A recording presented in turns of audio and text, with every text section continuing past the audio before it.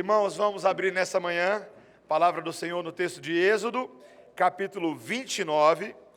Hoje nós vamos estudar esse texto que, em conjunção com o capítulo 28, ambos tratam do encaminhamento do sacerdócio em Israel, dos sacerdotes. E hoje esse texto, então, continua tratando desse assunto com detalhes riquíssimos. Eu peço que você ouça com atenção a leitura da palavra do Senhor, Êxodo capítulo 29. O Espírito Santo quer falar comigo e com você nessa manhã, então ouça com bastante atenção e acompanhe a leitura. O texto diz assim: Isto é o que lhes farás para os consagrar, a fim de que me oficiem como sacerdotes. Toma um novilho e 2 carneiros sem defeito, e pães asmos e bolos asmos, amassados com azeite, e obreias asmas untadas com azeite. De flor de farinha de trigo os farás, e os porás num cesto, e no cesto os trarás. Trarás também o novilho e os 2 carneiros. Então farás que Arão e seus filhos se cheguem à porta da tenda da congregação, e os lavarás com água. Depois tomarás as vestes, e vestirás Arão da túnica, da sobrepeliz, da estola sacerdotal e do peitoral, e o cingirás com o cinto de obra esmerada da estola sacerdotal. Pôr-lhe-ás a mitra na cabeça, e sobre a mitra a coroa sagrada. Então tomarás o óleo da unção, e lhe o derramarás sobre a cabeça, assim o ungirás. Farás depois que se cheguem os filhos de Arão, e os vestirás de túnicas, e os cingirás com o cinto, Arão e seus filhos, e lhes atarás as tiaras, para que tenham o sacerdócio por estatuto perpétuo, e consagrarás Arão e seus filhos. Farás chegar o novilho diante da tenda da congregação, e Arão e seus filhos porão as mãos sobre a cabeça dele. E molarás o novilho perante o Senhor à porta da tenda da congregação. Depois tomarás do sangue do novilho e o porás com o teu dedo sobre os chifres do altar. O restante do sangue derramá-lo-ás à base do altar. Também tomarás toda a gordura que cobre as entranhas, o redenho do fígado, os 2 rins e a gordura que está neles, e queimá-los-ás sobre o altar. Mas a carne do novilho, a pele e os excrementos, queimá-los-ás fora do arraial, é sacrifício pelo pecado. Depois tomarás um carneiro, e Arão e seus filhos porão as mãos sobre a cabeça dele. Imolarás o carneiro, e tomarás o seu sangue, e o jogarás sobre o altar ao redor. Partirás o carneiro em seus pedaços, e lavadas as entranhas e as pernas, pô-las-ás sobre os pedaços e sobre a cabeça. Assim queimarás todo o carneiro sobre o altar. É holocausto para o Senhor, de aroma agradável, oferta queimada ao Senhor. Depois tomarás o outro carneiro, e Arão e seus filhos porão as mãos sobre a cabeça dele. Imolarás o carneiro, e tomarás do seu sangue, e o porás sobre a ponta da orelha direita de Arão, e sobre a ponta da orelha direita de seus filhos, como também sobre o polegar de sua mão direita, e sobre o polegar do seu pé direito. O restante do sangue jogarás sobre o altar ao redor. Tomarás então do sangue sobre o altar e do óleo da unção, e os aspergirás sobre Arão e suas vestes, e sobre seus filhos, e as vestes de seus filhos com eles, para que ele seja santificado, e as suas vestes também, e também seus filhos, e as vestes de seus filhos com eles. Depois tomarás do carneiro a gordura, a cauda gorda, a gordura que cobre as entranhas, o redenho do fígado, os 2 rins, a gordura que está neles, e a coxa direita, porque é carneiro da consagração. E também um pão, um bolo de pão azeitado, e uma obreia do cesto dos pães asmos, que estão diante do Senhor. Todas essas coisas porás nas mãos de Arão e nas de seus filhos, e movendo-as de um lado para o outro, as oferecerás como ofertas movidas perante o Senhor. Depois as tomarás das suas mãos e as queimarás sobre o altar. É holocausto para o Senhor, de agradável aroma, oferta queimada ao Senhor. Tomarás o peito do carneiro da consagração, que é de Arão, e movendo-o de um lado para o outro, o oferecerás como oferta movida perante o Senhor, e isto será a tua porção. Consagrarás o peito da oferta movida e a coxa da porção que foi movida, a qual se tirou do carneiro da consagração, que é de Arão e de seus filhos. Isso será a obrigação perpétua dos filhos de Israel, devida a Arão e seus filhos, por ser a porção do sacerdote, oferecida da parte dos filhos de Israel, dos sacrifícios pacíficos. É a sua oferta ao Senhor. As vestes santas de Arão passarão a seus filhos depois dele, para serem ungidos nelas e consagrados nelas. 7 dias as vestirá o filho que for sacerdote em seu lugar, quando entrar na tenda da congregação para ministrar no santuário. Tomarás o carneiro da consagração e cozerás a sua carne no lugar santo. E Arão e seus filhos comerão a carne deste carneiro e o pão que está no cesto à porta da tenda da congregação. e comerão das coisas com que for feita a expiação, para consagrá-los e para santificá-los. O estranho não comerá delas, porque são santas. Se sobrar alguma coisa da carne das consagrações ou do pão, até pela manhã, queimarás o que restar, não se comerá, porque é santo. Assim, pois, farás a Arão e a seus filhos, conforme tudo que te hei ordenado. Por 7 dias os consagrarás. Também cada dia prepararás um novilho como oferta pelo pecado para as expiações, e purificarás o altar, fazendo expiação por ele mediante oferta pelo pecado, e o ungirás para consagrá-lo. 7 dias farás expiação pelo altar, e o consagrarás, e o altar será santíssimo. Tudo o que tocar será santo. Isto é o que oferecerás sobre o altar: 2 cordeiros de 1 ano, cada dia, continuamente. Um cordeiro oferecerás pela manhã, e o outro ao pôr do sol. Com um cordeiro, a 10ª parte de um éfa de flor de farinha, amassada com a 4ª parte de um hin de azeite batido, e para libação, a 4ª parte de um hin de vinho. O outro cordeiro oferecerás ao pôr do sol, como oferta de manjares, e a libação como de manhã, de aroma agradável, oferta queimada ao Senhor. Este será o holocausto contínuo por vossas gerações, à porta da tenda da congregação perante o Senhor, onde vos encontrarei para falar contigo ali. Ali virei aos filhos de Israel, para que por minha glória sejam santificados. E consagrarei a tenda da congregação e o altar. Também santificarei Arão e seus filhos, para que me oficiem como sacerdotes. E habitarei no meio dos filhos de Israel, e serei o seu Deus. E saberão que eu sou o Senhor, seu Deus, que os tirou da terra do Egito, para habitar no meio deles. Eu sou o Senhor, seu Deus. Amém. Abaixe a sua cabeça, vamos orar. Ó Senhor, Tu és o Deus que habita no meio do seu povo. Acabamos de ler isso. Isso é explícito na Tua palavra. Senhor, então, nessa manhã, dá-nos ouvidos para ouvir, olhos para ver, e mente para entender, e coração para aceitar toda a Tua revelação, todo o Teu desígnio para nós, tudo aquilo que o Senhor tem preparado para cada um de nós nessa manhã.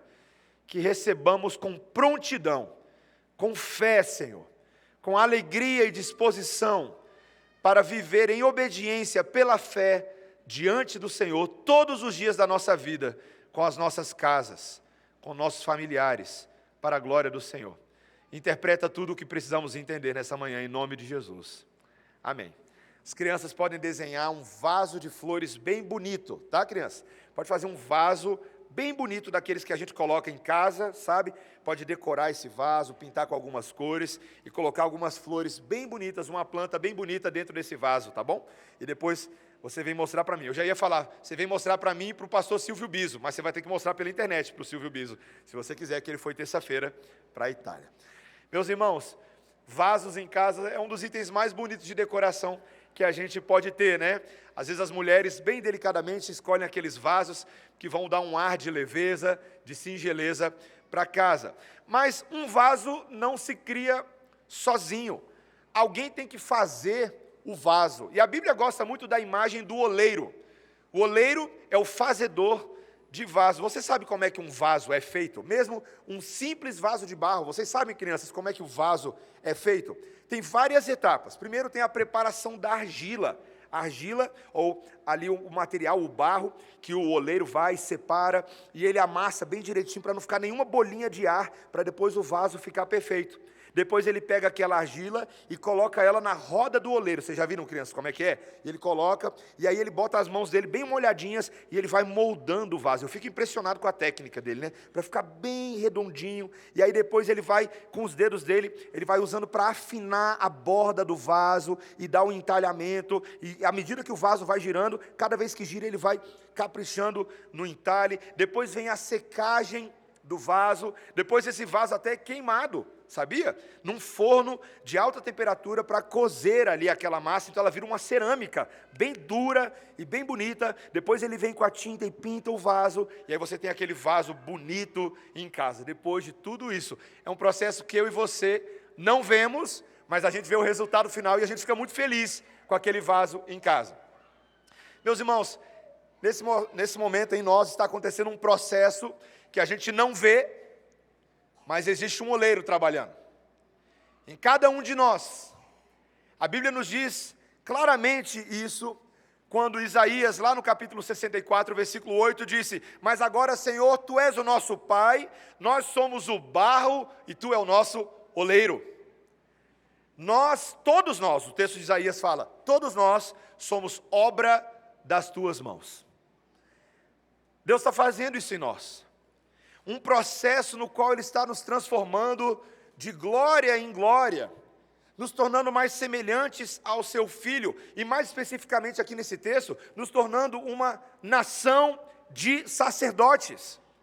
Essa é a nossa vocação, recebida gratuitamente das mãos do Pai.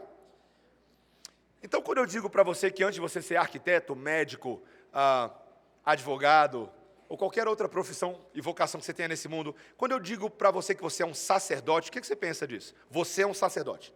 Você. Você fala, eu? Tem certeza, pastor? Porque eu me conheço. E quando eu ouço você falando esse tipo de coisa, eu fico pensando, como que Deus é capaz de transformar um pecador como eu num sacerdote? Nós que somos capazes das mais severas transgressões contra Deus. Nós que somos capazes de atrocidades tão graves que a gente nem deveria estar aqui hoje pela manhã. Como é possível a Bíblia afirmar que Deus está nos transformando como vasos de barro sacerdotais? Será que isso é real? E meus irmãos, esse texto de hoje vai usar a história da consagração sacerdotal de Arão e de seus filhos para mostrar essa obra que o Senhor está fazendo.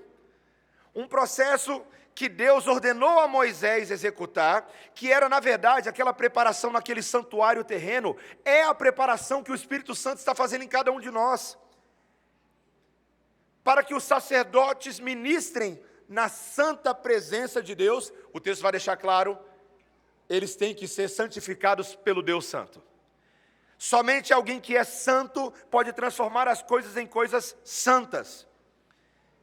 Então Deus estava fazendo isso neles, mas Deus está fazendo isso em nós. E cada uma dessas etapas, meus irmãos, é tão importante eu e você compreendermos ela na vida cristã. Tá? A gente vê aqui claramente 3 ações de consagração que Deus está fazendo, ligadas a 3 sacrifícios, 3 tipos de sacrifícios, e eles descrevem a obra do Espírito Santo nas nossas vidas. Tá?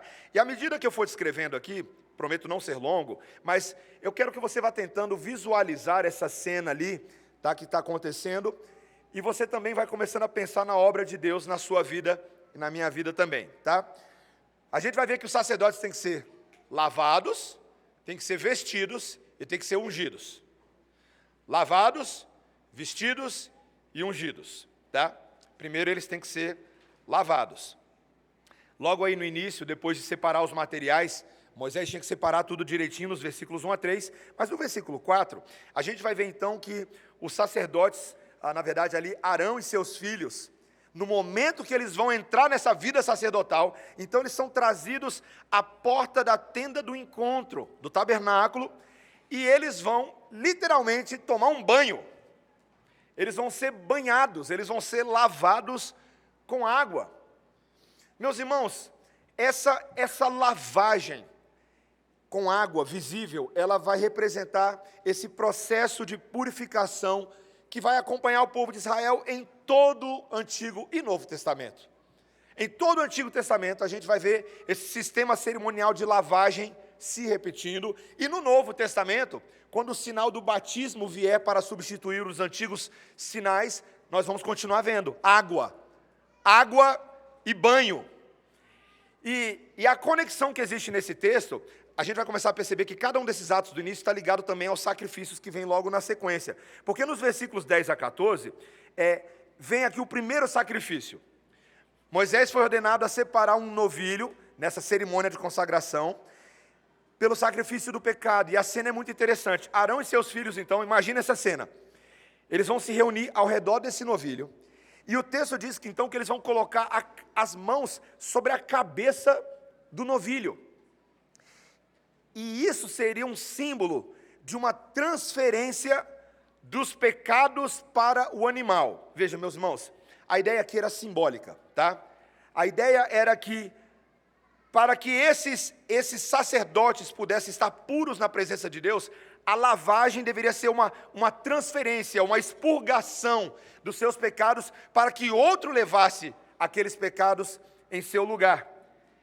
Então, o sangue desse novilho seria derramado num ato sacrificial, num ato expiatório, e esse sangue agora, com o dedo, o sacerdote pegaria nele, no caso Moisés, e passaria nas pontas do altar, nos chifres do altar, um sacrifício de expiação que o povo de Israel veria repetidas vezes na consagração de outros sacerdotes na vida de Israel. Meus irmãos, Deus está nos informando que aquele Arão e aqueles filhos, por mais belos que eles pudessem parecer externamente com aquela roupa sacerdotal e tudo que a gente vai ver, mas internamente aos olhos de Deus eles eram naturalmente impuros. Eles precisavam tomar banho. E talvez a pessoa que mais precisa tomar banho é aquela que não percebe que precisa tomar banho. Já aconteceu com vocês? Você está num local que você de repente percebe que as pessoas estão dando aquela olhadinha para você, e aí a gente instintivamente, todo mundo olhando para você e a gente faz, né? A gente não faz isso. A gente não tem esse senso de, gente, será que eu estou fedendo e eu não estou percebendo, né? E às vezes o erro que eu e você temos, né? Para todo mundo que carrega aquele famoso desodorante da bolsa ali, né? É jogar mais desodorante, mais perfume em cima da nhaca. Eu lembro uma vez, eu tive a oportunidade de ir à França em 2018, eu tive uma experiência desgostosa, meus irmãos.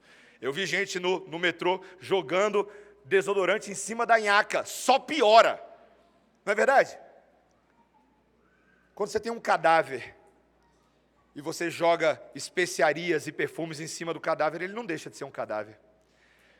Então aquele ato de você lavar um cadáver é a tentativa de você prepará-lo da melhor maneira possível. Meus irmãos, o fato é que eu e vocês não percebemos o tanto que a gente é sujo. Aos olhos de Deus, você pode estar aqui tão cheirosinho hoje de manhã, mas nosso estado natural é de sujeira. E não só de sujeira, como nós somos crianças resistentes ao banho. Quando o papai e a mamãe chamam e falam, está na hora de tomar banho, a gente fala, não. A gente é igual o Cascão da Turma da Mônica, que adora a sujeira. Isso é um fato, meus irmãos. Hoje nós vemos, como Paulo fala em Efésios capítulo 5, os homens amando as obras más, aplaudindo quem faz maldade. Meus irmãos, nós estamos vivendo num mundo tão sujo, que a pedofilia está sendo institucionalizada como projeto de lei, em vários países do mundo. Os homens amam aquelas obras que o fazem oculto e agora descobriram que com a internet podem fazer à luz para todo mundo ver. E é bonito ser sujo. Meus irmãos, o texto nos lembra da necessidade urgente de lavagem, que o Espírito Santo está fazendo, à medida que eu e vocês ouvimos a palavra. À medida que isso vai entrando no nosso coração e na nossa mente, o Espírito Santo está jorrando da sua água interior, que regenera, que purifica, que lava. Quando nós batizamos, meus irmãos, seja o batismo de um adulto ou de uma criança, eu e você devemos nos lembrar do nosso batismo. Que Deus um dia nos molhou para nos lembrar eternamente que nós devemos estar lavados na presença dEle. E isso servia para Arão e para os sacerdotes, e para nós também. Só o Espírito Santo com a sua pedra-pome. Sabe o que é pedra-pome? Eu não sei se todo mundo sabe, né? Aquela pedra que... Sabonete fofinho é bom, mas sabonete para limpar é o outro, né? É o esfoliante. O Espírito Santo, meus irmãos, nessa vida ele vai nos esfoliar. Ele vai trabalhar em nós. Ele vai nos lavar.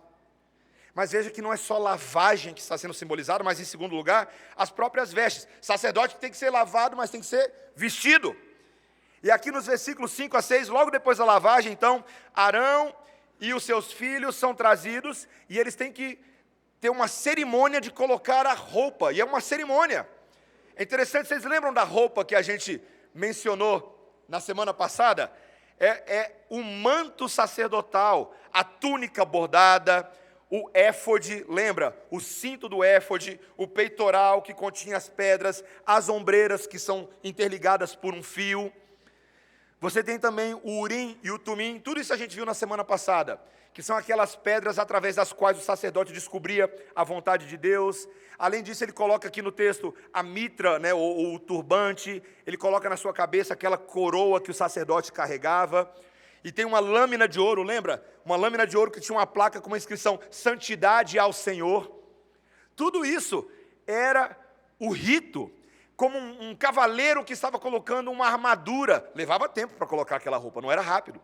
Mas era uma roupa que mostraria a autoridade, a dignidade e a santidade do ofício sacerdotal. Tudo representado naquela roupa que ele colocava. E tem um sacrifício que é feito, que também remete a essa ideia. Quando a gente olha aí nos versículos 15 a 18, tem o sacrifício ali do primeiro carneiro.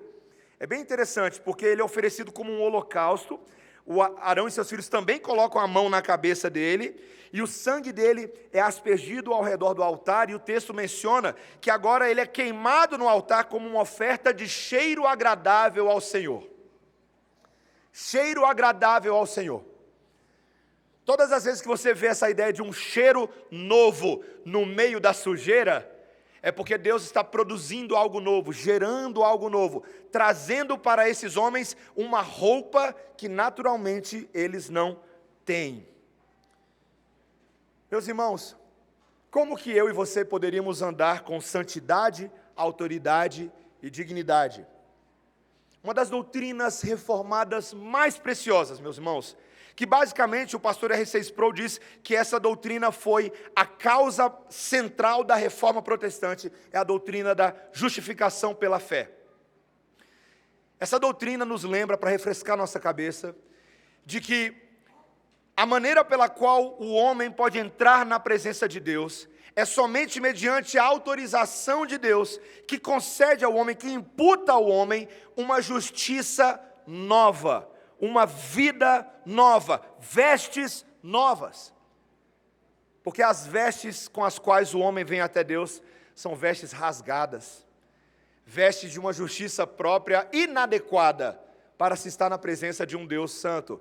Então, meus irmãos, além de cascões por natureza, a verdade é que eu e você somos como se fôssemos mendigos. O nosso estado natural nos colocou, o pecado nos colocou na sarjeta desse mundo, e nós ficamos ali como aquelas pessoas com vestes, com trapos de imundícia. Eu lembro, quando eu ainda morava na minha antiga residência, todas as vezes a gente passava, e todos os dias, eu via ali um rapaz, e sempre com as piores roupas possíveis. E aí, óbvio, aquelas coisas começam a constranger a gente. Eu conversei com a Débora na época, falei, Débora, claro, eu tenho roupas lá em cima, separei algumas, e desci, botei elas num cesto, dei para ele, na expectativa de que ele pudesse se vestir um pouco melhor ao longo dos dias. Mas, meus irmãos, passados poucos dias, aquelas mesmas roupas que eu dei para ele já estavam rasgadas. Ele já estava usando outras roupas piores, às quais ele estava ainda mais apegado também. Porque tem essa roupa de estimação também, né? Eu e você, a gente gosta de roupa furada, é verdade. A gente gosta. Roupa com furo no sovaco. E isso é muito simbólico para mim mesmo. Por que a gente gosta de roupa furada, rasgada? Como se a gente tivesse apego a coisas assim, coisas estragadas, como se estivesse dentro de nós. Meus irmãos, a verdade é que essa nossa justiça com a qual a gente se apega é trapo de imundícia. Eu e vocês somos tão cegos para o nosso próprio pecado que a gente nem percebe o quão orgulhosos nós somos. Soberbos. A gente se acha bom demais. Meus irmãos, a gente se acha bom demais.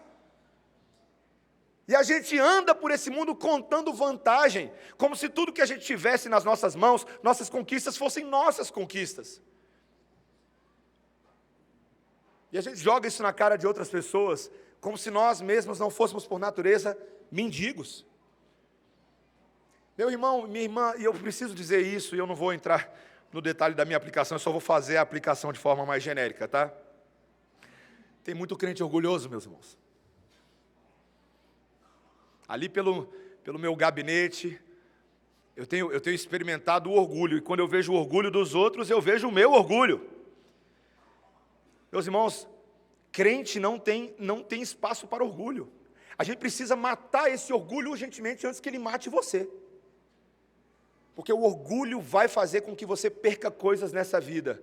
A teimosia do nosso coração, a insistência em fazer as coisas do nosso jeito e não abrir mão em função de roupas infinitamente melhores, com as quais Cristo se propõe a nos vestir, como veremos aqui no final. E a gente insiste em ser um mendigo que acha que não é mendigo. Quando nós não confessamos nossos pecados, quando a gente não confessa o nosso orgulho, quando alguém vem e aponta o nosso orgulho, a gente fala, não, eu não sou orgulhoso, eu não sou, eu sou uma pessoa, na verdade, muito humilde, muito obrigado. Todas as medalhas de humildade que existem aí, certamente seriam dadas a mim, se as pessoas me conhecessem. Confesse seu orgulho, meu irmão. Alguns homens aqui nessa igreja, às vezes, por orgulho, têm perdido o coração das suas esposas. Algumas mulheres nessa igreja, por orgulho, têm perdido o coração dos seus maridos. Filhos orgulhosos acabam achando que sabem o que é mais importante, então não ouvem. Quando a gente é orgulhoso, filhos, crianças, quando a gente é orgulhoso, a gente não ouve o papai e a mamãe. A gente fica, não vou fazer, sou orgulhoso. E a gente não pode ser assim. Porque esse orgulho vai fazer a gente perder a bênção que os nossos pais têm para nós. Meus irmãos, nós precisamos reconhecer isso. E entender que a gente precisa urgentemente de novas vestes. Esse é o segundo ponto.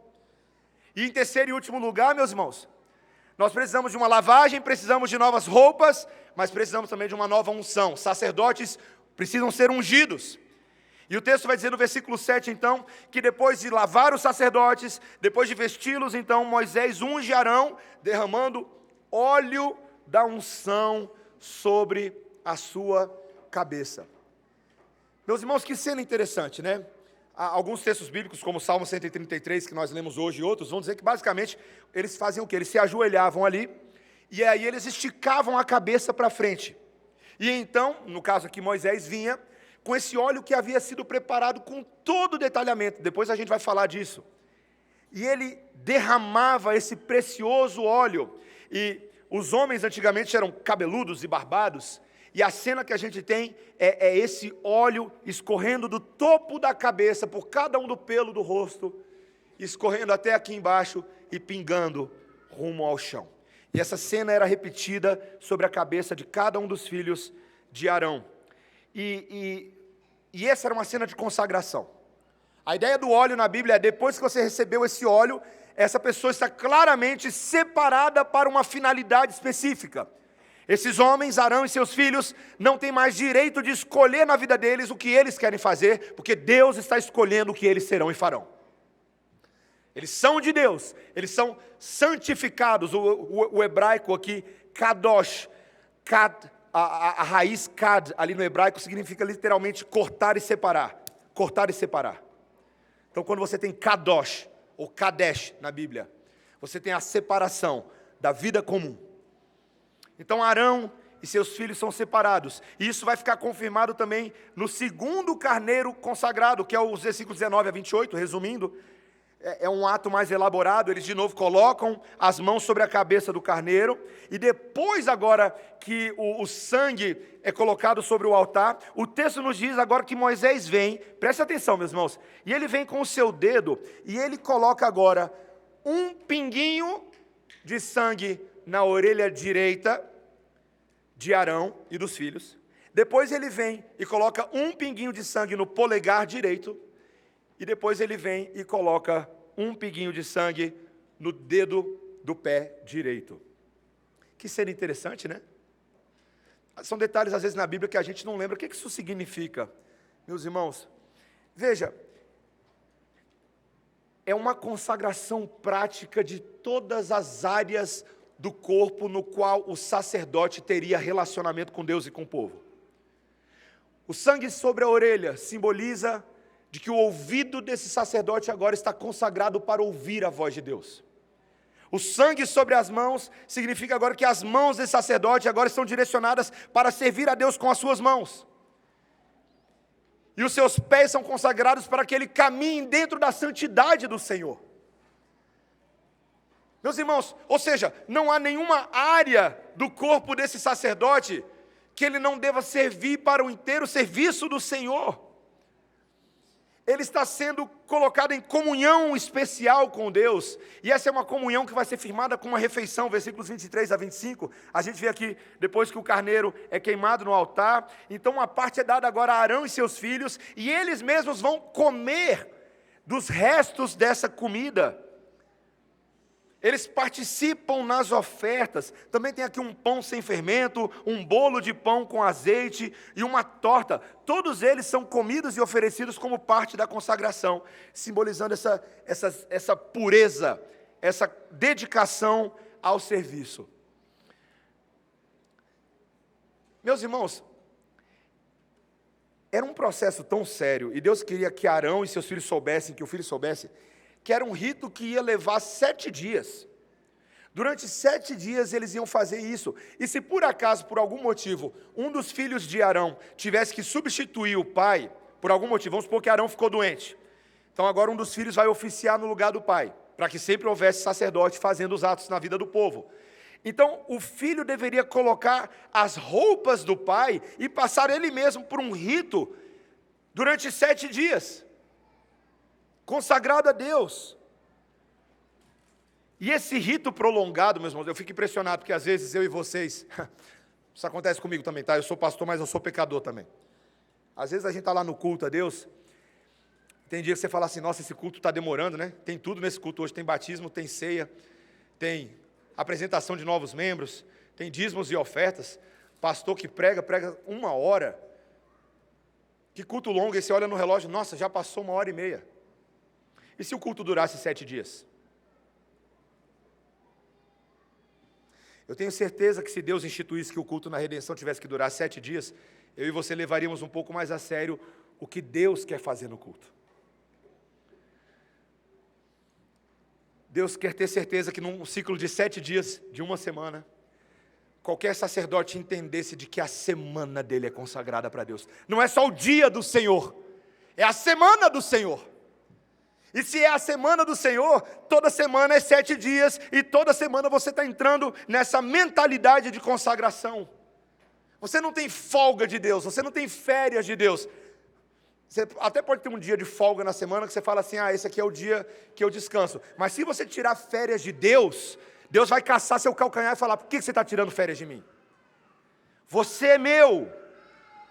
Você é como um leproso que está sendo curado e restaurado à comunhão, com ofertas de paz, com ofertas de comunhão. Meus irmãos, tudo isso revela o contraste tremendo entre a santidade de um Deus que quer um povo santo e a nossa fraqueza. E a nossa fraqueza de um povo que não quer tomar banho, de um povo que não quer botar roupa nova, e de um povo que não quer se dedicar exclusivamente a Deus. Como nossos corações são divididos, meus irmãos.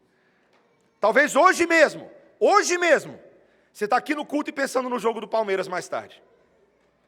Talvez hoje mesmo, você está pensando, nossa, que o culto termine rápido, porque eu não vou nem ficar para a escola dominical, porque eu tenho que cozinhar. Talvez hoje mesmo, você está querendo sair daqui correndo, em vez de gastar tempo se deleitando na lei do Senhor e com seus irmãos. Porque na sua cabeça você acha que tem alguma coisa mais importante para você fazer hoje. Nós somos fracos, meus irmãos, e divididos e quebrados. E a gente se pergunta, pastor, você tem certeza que a conclusão desse sermão é que Deus está fazendo para si uma nação de sacerdotes? E a minha resposta para você é sim, meu irmão varão e minha irmã varoa. Deus está transformando por meio da confrontação de pecados e da esperança de Cristo, a possibilidade real de que nós sejamos o povo sacerdotal dele. Sabe por quê, meus irmãos? Porque se você for olhar todos os atos dessa consagração aqui, não veio nada de Arão e dos seus filhos, você percebeu? Tudo foi feito por sacrifício. Você notou? Tudo foi feito por sacrifício. E se é por sacrifício, não é daquele que oferece o sacrifício, mas da habilidade do sacrifício de resolver o problema do ofertante. Meus irmãos, tudo é por sacrifício. A lavagem, a vestimenta e a unção, todas elas careceriam da confirmação de alguém sobre cujas cabeças a gente colocasse as nossas mãos e ele levasse o nosso pecado. O que a gente chama de expiação ou de sacrifício vicário, substitutivo. Então, quando a gente vê o que a Bíblia diz que está acontecendo aqui, nós nos alegramos, meus irmãos. O livro de Hebreus, eu acho que a essa altura você já percebeu na pregação de Êxodo, que o livro de Hebreus é o grande comentário teológico do livro de Êxodo. Você percebeu isso? Você já percebeu a quantidade de vezes que a gente está lendo o texto de Hebreus para explicar o que a gente está vendo em Êxodo? Então, vamos fazer esse exercício de teologia bíblica, tá? Abre aí em Hebreus capítulo 5, vamos lá. Vamos fazer juntos. Vamos aprender a fazer esse negócio hoje de manhã. Quando a gente abre lá em Hebreus capítulo 5, você vê claramente a explicação teológica do que nós estamos vendo aqui em Êxodo 29. Hebreus 5:1, ele diz: porque todo sumo sacerdote, sendo tomado dentre os homens, é constituído nas coisas concernentes a Deus, a favor dos homens, para oferecer tanto dons como sacrifícios pelos pecados. Então, veja, a função do sacerdote, vamos lembrar, ele está lembrando em Êxodo, que é ser um mediador da relação entre Deus e os homens. Versículo 2. E é capaz de condoer-se dos ignorantes e dos que erram, pois também ele mesmo está rodeado de fraquezas. Então, ele deve se simpatizar da fraqueza dos outros, pelo fato de ele mesmo, Arão, e dos seus filhos serem fracos, serem suscetíveis, falíveis. Versículo 3. E por essa razão, deve oferecer sacrifícios pelos pecados, tanto do povo como de si mesmo. Versículo 4. Ninguém, pois, toma esta honra para si mesmo, senão quando chamado por Deus, como aconteceu com Arão. Assim também Cristo a si mesmo não se glorificou para se tornar sumo sacerdote, mas o glorificou aquele que lhe disse: tu és meu filho, eu hoje te gerei, como também em outro lugar diz: tu és sacerdote para sempre, segundo a ordem de Melquisedeque. Então a Bíblia vai nos dizer, meus irmãos, que assim como Arão e seus filhos receberam essa responsabilidade, agora Cristo Jesus recebe a responsabilidade de ser o nosso sacerdote. Ele vem à terra com essa missão, porque Deus, o Pai, o designou para isso. Ele foi separado, consagrado para essa função. Mas diferente, meus irmãos, dos outros sacerdotes que ofereciam sacrifícios pelos seus próprios pecados, Cristo veio sem pecado. Cristo nunca fez nada de errado. Ele nunca falou nada, olhou nada, tocou em nada ou andou para nenhum lugar que comprometesse a sua santidade. Ele sempre foi perfeito. Mas ainda assim, meus irmãos, ele veio para ser um sacerdote compassivo, para comigo e para com você. Olha o versículo 7, olha aí.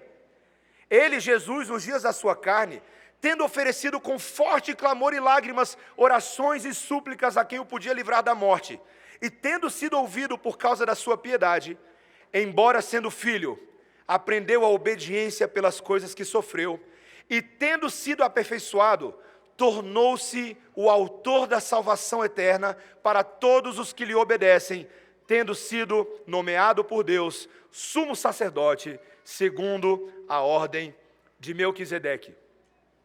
Meus irmãos, somente Jesus poderia fazer por nós aquilo que Arão e seus filhos jamais poderiam fazer. Até porque se você continuar lendo o Pentateuco, você vai ver que logo adiante Arão e os meninos vão revelar o quão cascões eles são, tá? O quão mendigos eles eram, espirituais. Mas Cristo não. Cristo se sujeitou a tudo, obedeceu a tudo, mas amou perfeitamente. Meus irmãos, o amor sacerdotal de Cristo é tão superior ao amor de Arão e dos seus filhos por nós, que eu e você estamos aqui hoje, sendo apresentados na presença de Deus, lavados, vestidos e ungidos por causa de Jesus. Posso provar isso para você e terminar meu sermão com isso? Posso? Uma lavada de Bíblia aí na gente. Como é que Jesus te lavou e me lavou e nos lava? Porque lá em João, capítulo 13, versículos 9 e 10, depois que Jesus lavou os pés dos discípulos, e Pedro viu aquilo e falou: Senhor, lava tudo, lembra? João 13, 9. Pedro lhe pediu: Senhor, não somente os pés, mas também as mãos e a cabeça. Aí Jesus diz assim: quem já se banhou, não necessita de lavar senão os pés, porque quanto ao mais já está todo limpo. Jesus usa uma imagem do dia a dia para falar: eu já estou dando banho em vocês. Se vocês estão andando comigo, se a minha água está respingando sobre vocês, se vocês estão amando os meus mandamentos, eu estou lavando vocês. E meus irmãos, é uma lavagem em relacionamento. Em relacionamento. Hebreus 10, 22 vai dizer depois: aproximemo-nos com sincero coração, em plena certeza de fé, tendo o coração purificado da má consciência e lavado o corpo com água pura. Por que eu posso me aproximar de Jesus hoje? Com fé, com certeza do amor de Deus. Porque Ele me lava. Jesus te lava, crente. Então você não precisa ficar carregando a sua culpa, não. Porque o Espírito Santo faz isso em você. Como é que eu sei que Jesus está me vestindo com uma roupa nova? Eu sei, agora que eu falei, agora eu lembrei da banda, né? Tem nada a ver com a banda. Como é que Jesus nos lava com uma roupa verdadeiramente nova? Porque Isaías já havia dito em Isaías 61:10, ele diz, presta atenção, ouça: regozijar-me-ei muito no Senhor, a minha alma se alegra no meu Deus. Por quê? Porque me cobriu de vestes de salvação e me envolveu com um manto de justiça, como noivo que se adorna de turbante, como noiva que se enfeita com as suas joias. Hoje de manhã a gente foi escolher a roupa dos meninos para vir para a igreja. Você vai ver que o meu filho está muito bonito. Ele é lindo já é lindo. Mas aí a gente olhou para o armário e falou: a gente comprou essa blusa aqui para ele, e ele nunca vestiu essa blusa. Uma blusa que eu comprei quando eu fui no Nepal. Uma blusa quadriculada, bonita. E aí, filho, você nunca usou essa blusa. Quando ele era mais novo, ele não queria usar, ele não tinha apelo com ela. Mas ele olhou e falou: papai, que blusa bonita. E eu olhando com ele: que blusa bonita, né, filho? E botamos então a camisa nele. E foi muito legal ver o Daniel se olhando no espelho assim.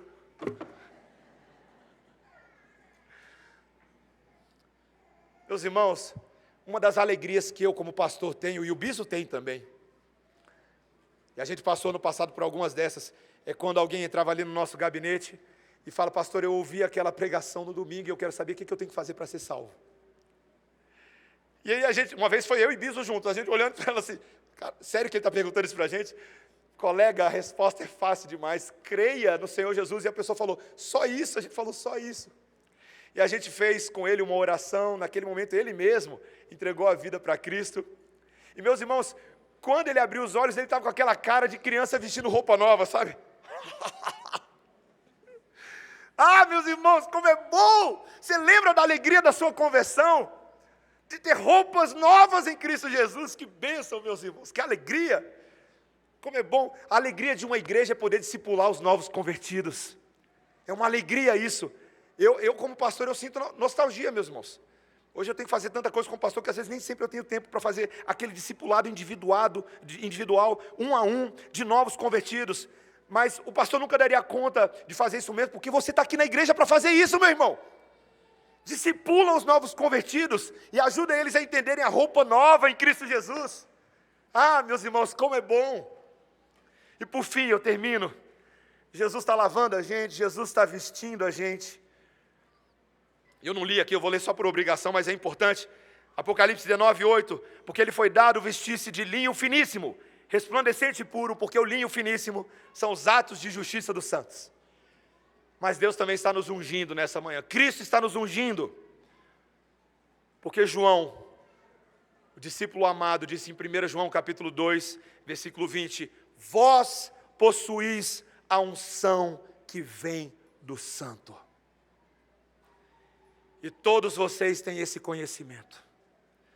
Nós possuímos a consagração, meus irmãos, não que vem de um óleo. Você e eu hoje não precisamos, viu, pessoal? Ó, pessoal, não precisa pegar óleo e sair passando óleo na sua casa, não. Não precisa sair escondido da redenção. Gente, eu vou lá na reunião do fogo, que tem uma irmã que passa um óleo na minha cabeça. Você não precisa. Você está rindo, né? Eu sei seu pecado, miserável. Sabe por que você não precisa? Porque a palavra de Deus afirma que se você está em Cristo, Cristo já passou esse óleo sobre você. Você tem a unção que vem do Santo. Você não precisa de uma experiência diferente. Creia na experiência que a palavra de Deus pelo Espírito confere a você nessa manhã. Tudo isso, meus irmãos, banho novo, roupa nova, óleo novo, para que eu e você possamos servir em nome de Deus, consagrado a Ele um reino de sacerdotes. E se você está aqui nessa manhã, meu irmão, se você é um filho de Deus, se você é irmão de Jesus, Deus está te dando ouvidos tingidos de sangue, para você ouvir a voz do Espírito Santo nessa manhã. Ele está te dando mãos banhadas com o sangue de Jesus, para você usar suas mãos para a santidade e para a glória de Deus. E Ele está te dando pés, para que você caminhe nos caminhos de santidade, que Ele estabeleceu para a sua e para a minha vida. Como que eu e você podemos ser vasos de barro úteis ao Senhor? Porque eu e você somos o barro e Ele é o oleiro. Nessa manhã, Ele pegou essa argila ruim que eu e você somos, e preparou ela, e Ele colocou essa argila na roda do Espírito Santo, e ela está girando, e nós estamos sendo moldados. E quanto mais o molde vai ficando pronto, mais nós vamos nos tornando semelhantes a Cristo. E Ele vai fazendo a borda e os entalhes, e eu e vocês seremos apresentados no dia do Cordeiro como vasos prontos. Frágeis, mas prontos. Aperfeiçoados por aquele que não falha. Que o Senhor te encoraje nessa manhã a ser um sacerdote e uma sacerdotisa do Cordeiro. Amém? Abaixe a sua cabeça, vamos orar. Senhor, muito obrigado. Porque nessa manhã, eu e meus irmãos podemos oferecer a Deus sacrifícios espirituais, que somos nós mesmos.